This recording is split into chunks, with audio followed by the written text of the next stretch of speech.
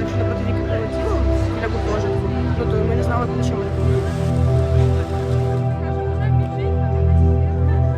Вже почало пимо, як щось летить, воно і щось збиває, мабуть, і потім ми бачимо.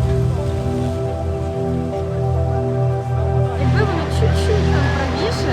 Нормально бахкає. Ми вибігаємо на двір під гуртожиток.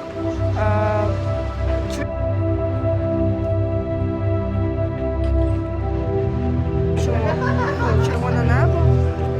І ми почали кудись бігти, і ми хотіли.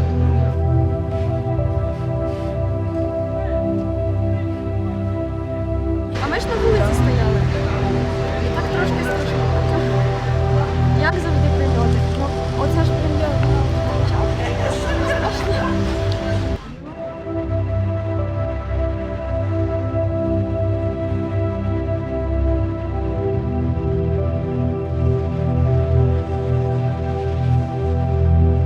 Бахкать трохи. А то з військового міста Старокостянтинова.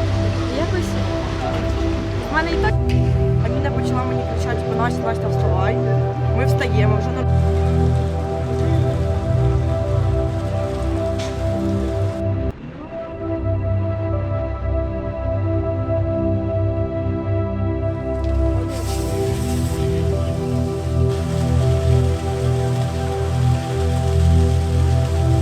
Быстріше вибігти з території, тому що, ну, типу, якщо напроти віки прилетіло біля гуртожитку, ну то ми не знали, куди що ми робили.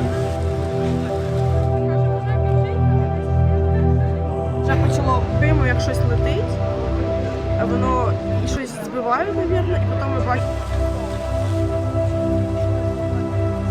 Якби воно чуть-чуть там правіше. Нормально бахкає.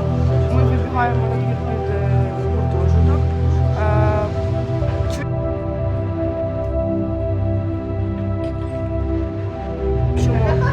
Червоне небо.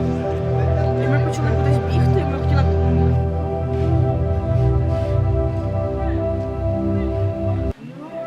А ми ж на вулиці стояли. І так трошки страшно. Як завжди.